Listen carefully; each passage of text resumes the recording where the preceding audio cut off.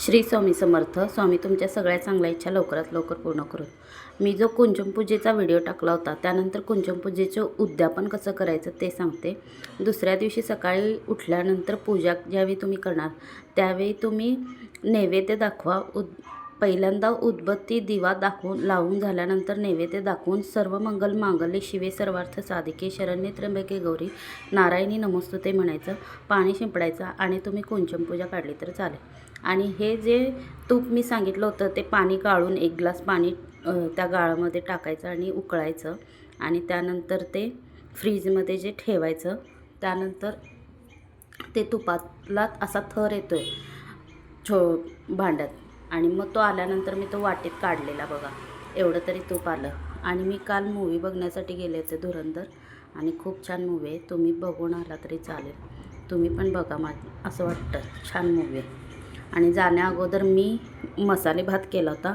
मसाले भाताची रेसिपी मी यावर आता अपलोड केली. ते म्हणजे साधा सिंपल मसाले भात केला आहे. तेल टाकून कांदा टोमॅटो खडे मसाले टाकले आणि आलं लसूण कोथिंबीरची पेस्ट आणि तांदूळ धुवून टाकला आहे. ह्यात तुम्हाला जर पाहिजे असेल तर वाटाणे किंवा तुमच्याकडे ज्या अवेलेबल भाज्या असतील ज्या भातात आपण टाकू शकतो त्या सगळ्या टाकल्या तरी चालेल. मी काही टाकलेलं होतं. साधा सिंपल मसाले भात केला होता. बटाट्याची आमटी बनवलेली होती आणि ते खाऊनच आम्ही मूवी बघण्यासाठी गेलेलो होतो. कारण तिकडं जे रिलायन्स मॉलमध्ये जे मूवीचे तिकीट आणि तिथले जे खायचं सगळे पदार्थ इतके महाग आहेत की तिथं आम्ही काहीही खायला घेतलेलं नव्हतं. घरीच जेवून खाऊन आम्ही गेलेलो होतो. आणि आता गुरुचरित्र वाचन झालं किंवा हे पारायणचा काळ संपला वगैरे त्यानंतर आपण सेवा थांबवायची नाही.